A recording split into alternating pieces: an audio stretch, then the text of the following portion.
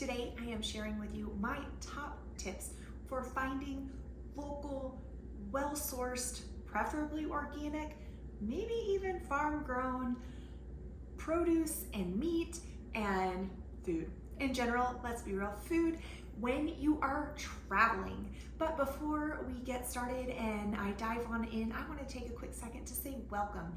If you are new here, my name is Amanda Willis. I empower families to wellness authentically through biblically rooted principles. Thank you so much for taking time to watch this video. Let's dive on in. Okay, so we recently were on a trip across country and we went all the way from Wyoming.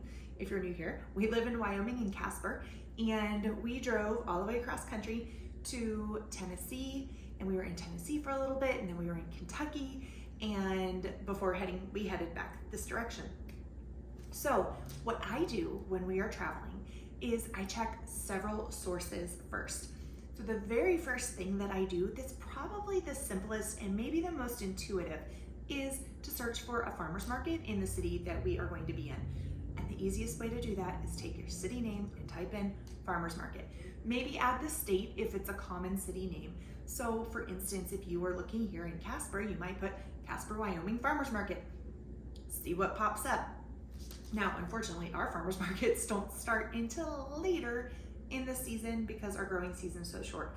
But for most of the country, you are going to find if you're traveling during the summer months, that's going to be a fantastic option for you. Some places, especially in the South, even have fall or winter markets. So when we lived in Colorado, actually there is a winter market that takes place, now it's been a few years, I'm trying to remember if it's once a month or it's less frequently, but you can see if those dates and times of the market work well for your travel schedule when you're there.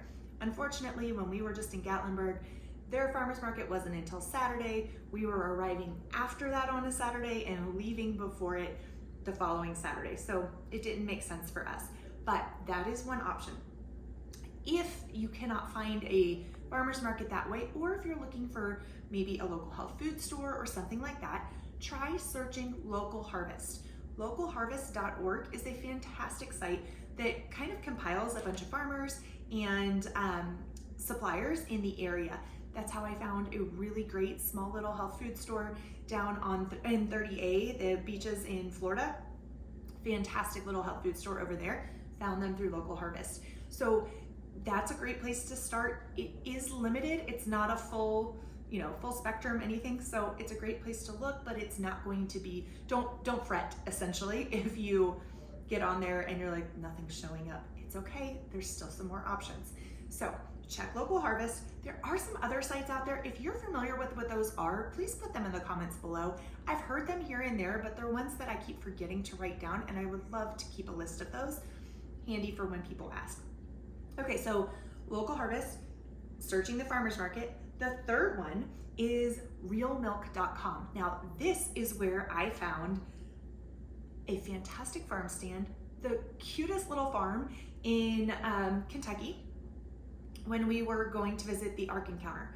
So after we were in Gatlinburg, my husband and I drove to the Ark Encounter area. We stayed in Williamstown. Now you might think, Williamstown, Kentucky, where am I going to find health food stuff? Like the biggest grocery store we could find was Walmart. That was right there. I should say that's close by. You've got other stuff 20 minutes, but we were staying in town. Now, that said, I was willing to drive 15 minutes away from where we were.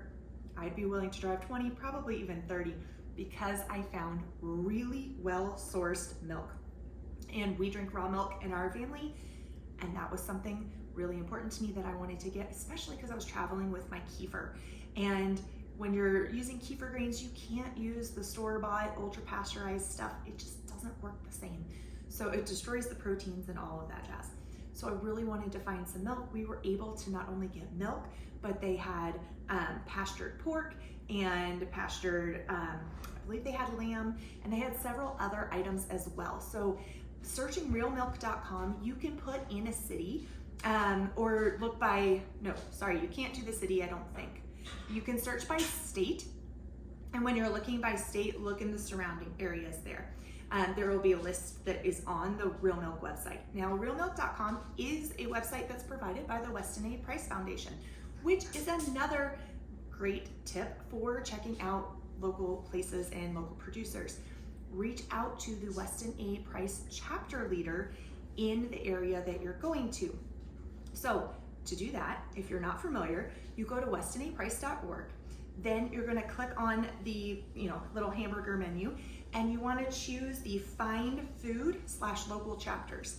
Again, that's going to be listed by states, and there will be areas that are listed. Unfortunately, we don't have chapters in every city, but we do have them in a lot of areas. So if you reach out to a chapter leader in that area, say, hey, I'm traveling to your area during these dates.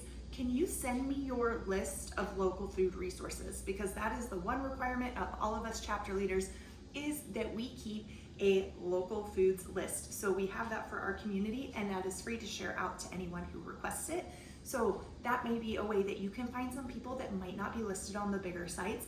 You might find a CSA, you might find a local producer, some sourdough bread, all different things. So those are my top tips for finding food as you are traveling across town, and or if you are new to an area, you're moving somewhere, that's a great place to kind of check out and feel out what is available in the area that you are moving to. Last thing, I have a bonus tip that I just thought of. So Azure Standard delivers around the country and they do drops. If you are traveling for a long time or potentially just a long distance, and you're going to be in an area where there is an Azure drop while you are there, that's also a way that you could get some really fresh foods delivered to you there, or some good staples that are high quality. So if you have any other tips that you have thought of, please share them down in the comments below. I would love to hear them. Thank you so much for taking time to join me today and watching this video. Until next time, take care, friends. Cheers.